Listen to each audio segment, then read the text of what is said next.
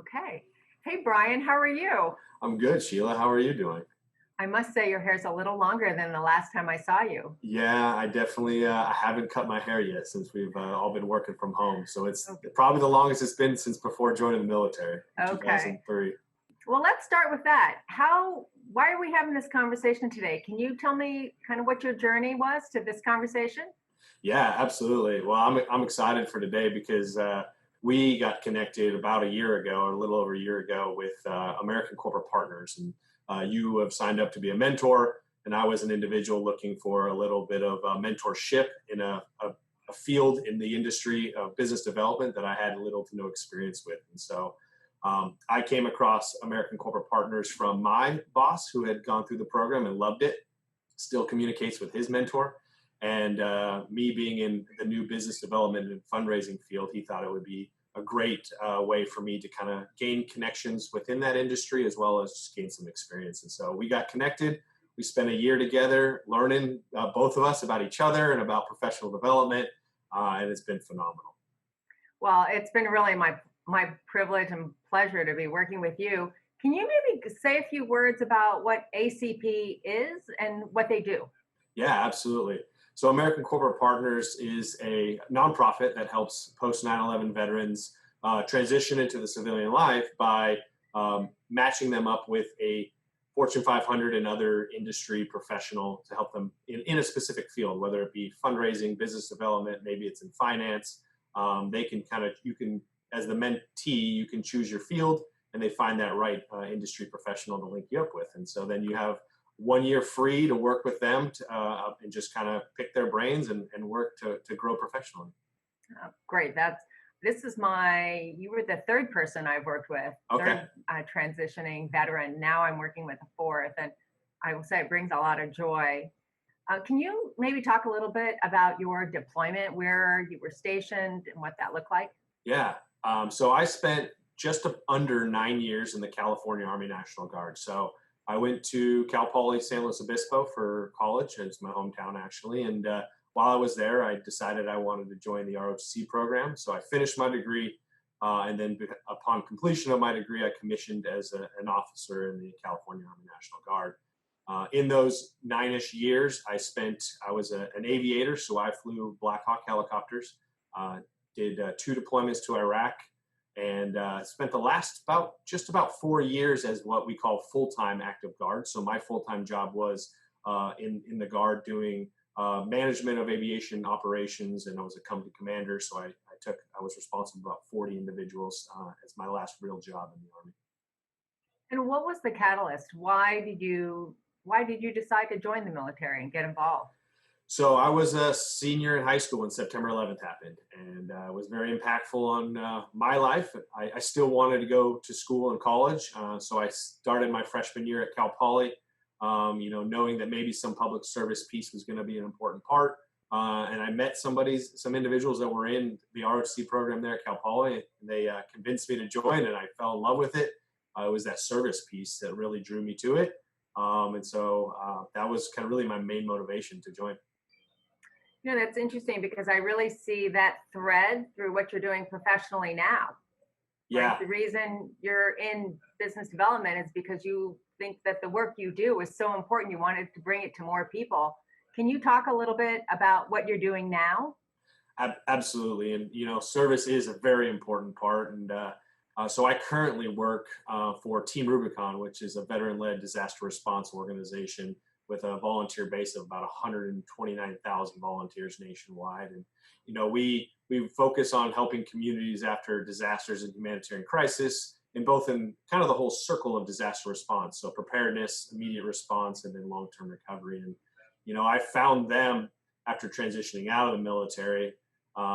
When a fire hit Sonoma County in 2017, I was living in that community and I saw my community impacted, and I knew I needed to do something. I needed to go and serve. And so that was my first volunteer opportunity with Team Rubicon, was in October of 2017.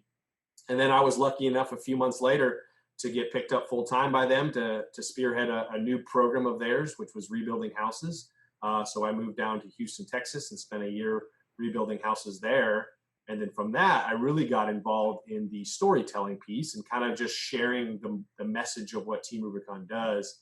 And so I currently now work on our strategic partnerships team, which is how, the team that goes out and partners with big corporations to kind of help not only fundraise, but to help spread the mission and recruit to Team Rubicon. So that was an industry I really didn't have much experience at all in, but was excited because I do like the service piece and being able to tell about the impact that our organization does. Yeah, it's interesting. Even though you didn't know much about it, it's certainly built on strengths that you have developed over many years. Yeah, I like storytelling. To be able to, it's easy though when it's something you're passionate about, and Right. so to have an organization that I fully believed in and to be able to kind of share that with other individuals, I would tell people like all I have to do is bring you to the job site and show you the wonderful work we're doing, and it's easy for you to see why it's so important. So, can we back up a little bit? You finished your deployment, you came back to the US. Can you talk about what did you do first? And maybe what did you do next after that? Yeah, absolutely. So I knew going into my deployment that I would be transitioning when I got home. So it was something I was kind of planning for. Wasn't sure exactly what I wanted to do initially, and then I kind of got a wild hair and decided I wanted to be a cowboy. Doesn't everybody? Yeah, right. And so it's been an idea. Agriculture has been a piece that I've always been passionate about as well. And so I thought, all right, I'll get out. I'll be a cowboy. I'll go move to Montana or Wyoming somewhere and just do that. And so, believe it or not, ranches that, in around the country don't hire people with little to no experience in cowboying, for a full-time job. You know what you're doing. Yeah. Well, and that it's seasonal too. So it wasn't exactly what I was looking for, but I didn't get what I wanted. I was lucky enough though, that my college roommate's dad and his family lived up in Sonoma County. And had a small ranch with some cattle on it. And he also owned a construction company. And he said, all right, Brian, he knew I'd probably get bored really quickly with just being a cowboy. So he said, come up to the ranch. You can live on the ranch. Your rent will be taking care of the cattle and the horses. But when you get bored, come work for me in my office, in the construction office. He'd actually always told me when I got out of the Army, he wanted me to work for him. Because he knew the leadership and the experience I got in the military, and he wanted to be one of his employees in the office. And so I said, okay, cool. So he was right. I spent about 2 weeks just doing ranching stuff, got really bored not talking to humans. And so I started integrating myself into the office and ended up being a project engineer for him, working under a project manager and really learning a new trade and skill because I had no experience in the construction industry. But my management and the kind of the project management skills that I learned from the military, it was translated in terms of techniques. It was just learning a new language of construction. So I did that for about a year until the fires happened in later 2017, and then I found Team Rubicon and started that path.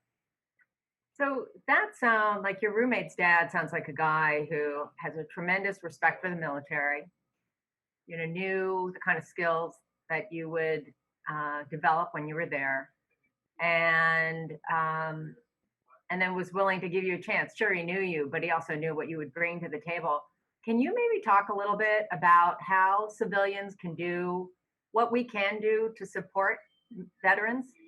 Yeah, that's a great question. It's a question that's asked often, and I think it's the right question. Is how do we help? And I think the most important piece is have a conversation with veterans because they each have unique individual experiences. I specifically worked in aviation, and it wasn't necessarily like, oh, everybody, thought maybe I'd just transition to be an airline pilot. Right. That would be an easy transition of some sort. But there's also skills that I gained: project management, being able to manage large to small groups, work through problems, problem solving. And so there's a lot of, kind of the skills that maybe don't get put on paper initially that veterans might have, and they might suit that coming into maybe a middle management or even senior level management.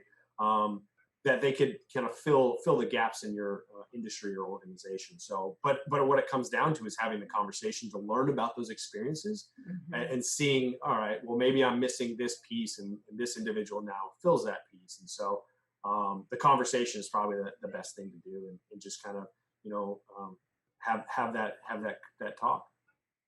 Well, thanks for that. And I think as a civilian signing up with organizations like ACP, it's certainly been a very different experience for me. I've always volunteered with more, I'd say, traditional nonprofits, and ACP is doing something very different.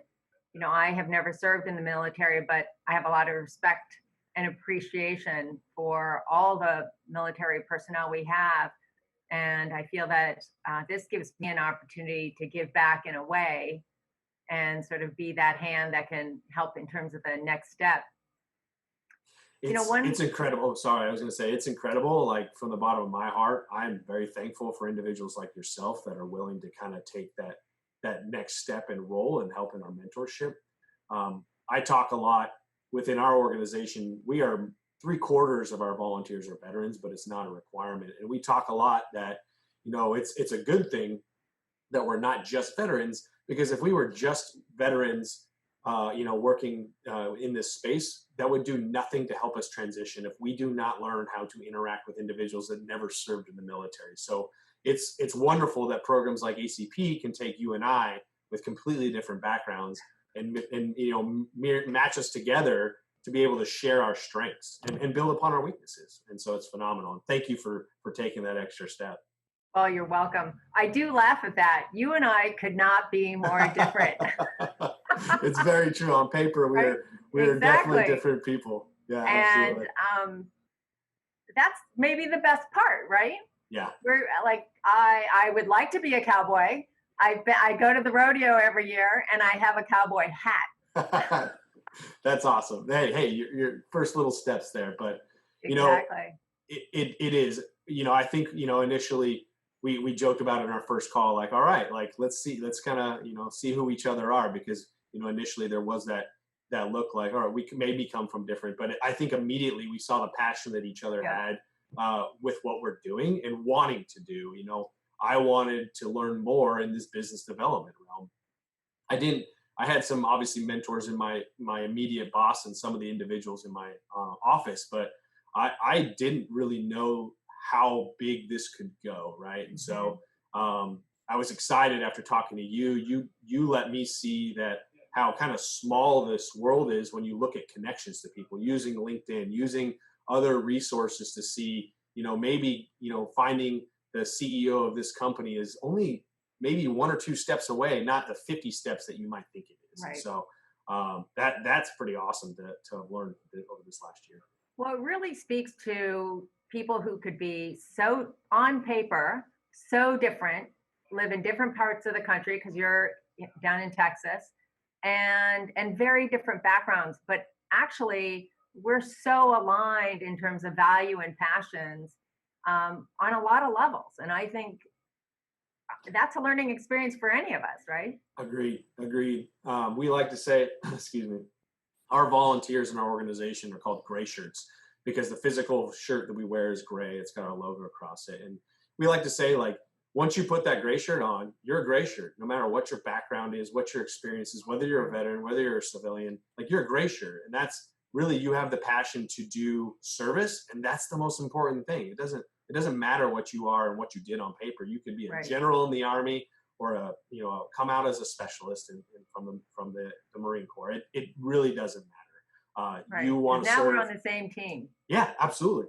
Yeah, absolutely. So, well, could we spend a few minutes on you've done a lot already, but what do you see yourself doing nearer and longer term? Tell me what your dream job is. Tell me what you think the next steps are for you. That's a good question. It's something that I kind of mull over and see, and kind of try to make a plan. But obviously, look at what my plan might have been in January is obviously going to be derailed a little bit after the current environment we're in. But I really enjoy this portion of, business development and working with, large corporations to share the message that we're doing. And so I'd like to kind of continue down this path and really build myself up. Being a California boy, Texas is great. I've learned a lot and love the culture out here, but I eventually want to make it back to California in probably the northern, Santa Rosa, Sonoma County area. I'm a diehard Giants fan. If you ask me my dream job, if you were to offer it, I'm a diehard baseball Giants fan. To work in some sort of corporate partnership, kind of role within the Giants organization, and I would be hard pressed to turn that down, because that's it combines some of my passions between baseball and service and working with organizations. But I love Team Rubicon. We're growing as an organization. It's an amazing opportunity to continue to build my experience in the business development world. Well, and you've moved up so quickly with Team Rubicon. They have given you a lot of opportunities. They It's truly impressive. have. I'm super grateful. I look at what the opportunities that I've had with no experience. Put it myself in maybe another organization, even a for-profit organization, I'd be very entry level, where they've handed kind of me the keys to create my own roles and jobs and duties and responsibilities while taking on more to learn. I would be remiss to not give a shout out to my boss, Matt, for giving me that opportunity to really grow. He's given me so much, ability to do my own thing, but support when I need it. And he's been a phenomenal mentor as well. So You're lucky. I am lucky. Yeah, I you're really super lucky. lucky. Right. Yeah. Well, I suspect you earn that too. Oh, So well, I appreciate it that. goes both ways. The other thing we talked about a lot over the past year was some of the financial choices and some of the financial things you thought about when you were in the military. And one thing that I was particularly impressed with was while you were in the military, you actually had a vision of maybe what your life could look like after. Yeah. And so you were planning all along to sort of create options for yourself. Could you maybe talk a little bit about how you thought about that? Yeah. What some of the action steps you took?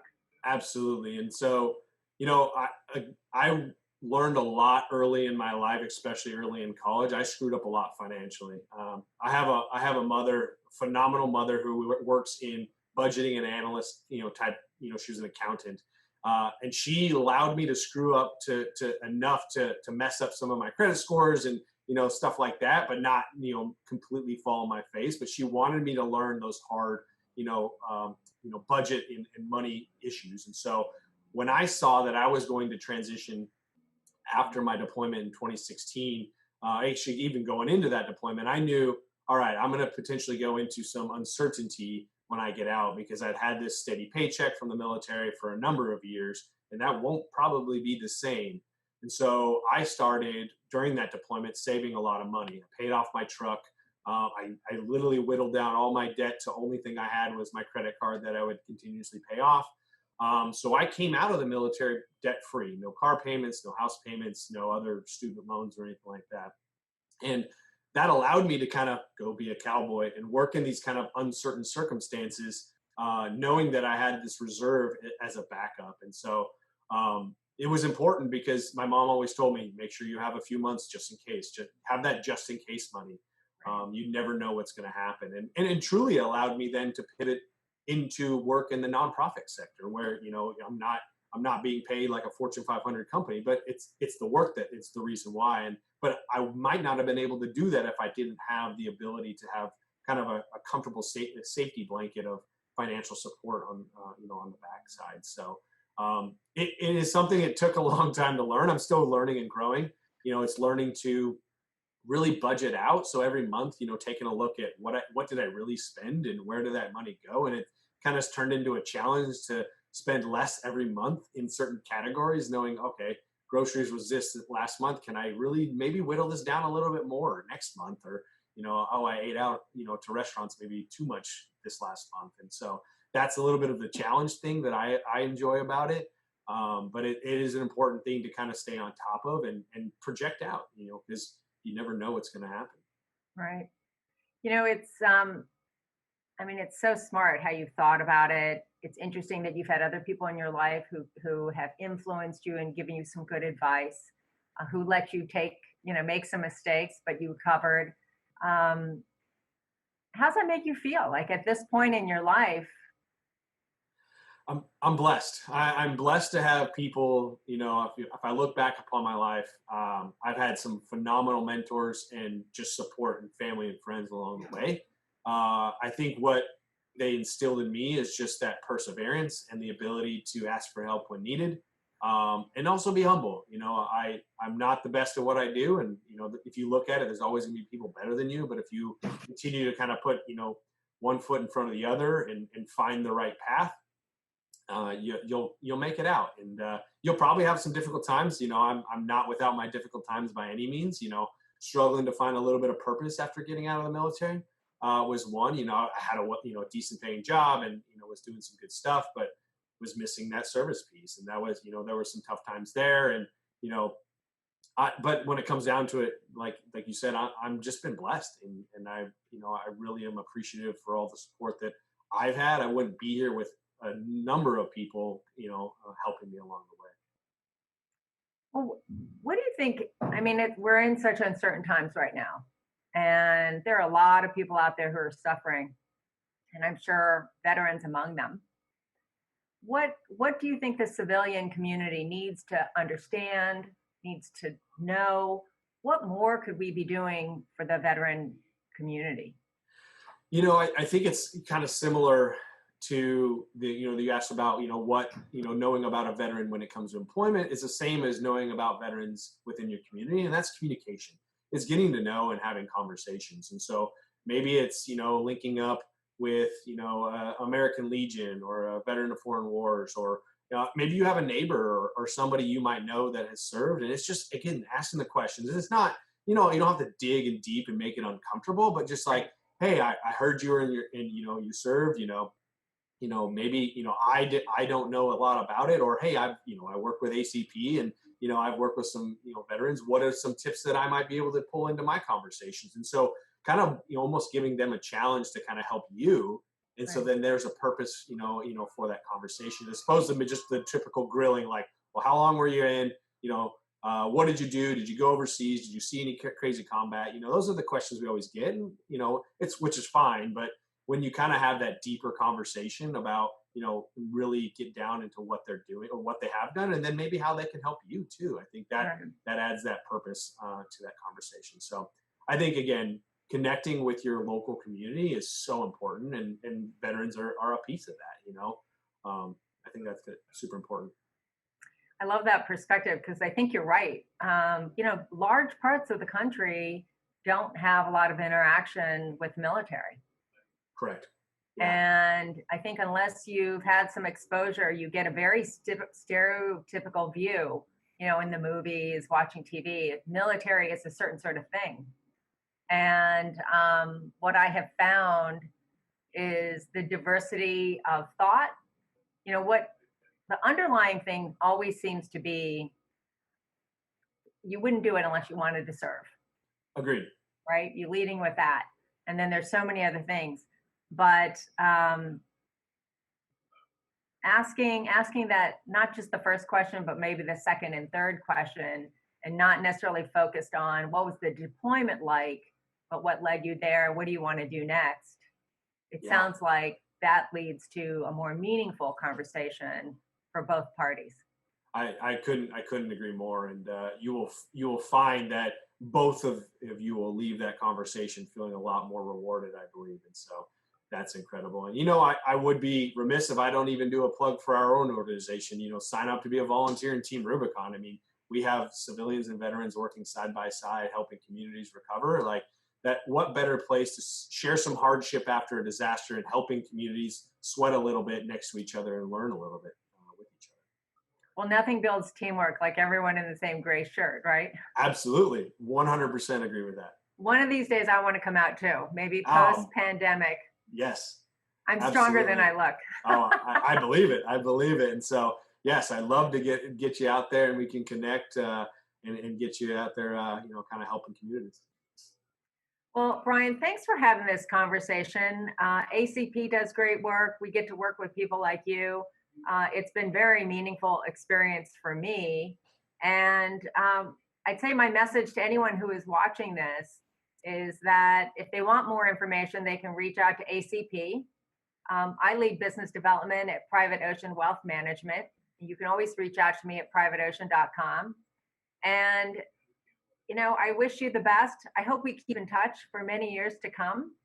And thank you. Thank you for sharing this conversation with me. Well, thank you for setting this up. This is truly phenomenal. Again, I'm thankful for ACP. I'm thankful for you as a mentor, and all the other ACP mentors out there. My message, especially for my fellow veterans, is you really take advantage of this opportunity to learn from individuals in the career field that you want to be in, and get out there and connect. I think that connection to the civilian world goes both ways. It's not just civilians reaching out, but it's veterans going into their communities and helping as well. So it goes both ways. And so thank you, Sheila. I'm excited. We definitely will connect and stay connected over the years. My affinity to the Bay Area, you will see me more often than not. So thank you again. Maybe at the Giants. Yes, hopefully, maybe hanging, grabbing a beer and some Giants baseball. I've never met a hot dog I didn't like. Me too. All right. Thank you very much. Thank you, Sheila. I appreciate it.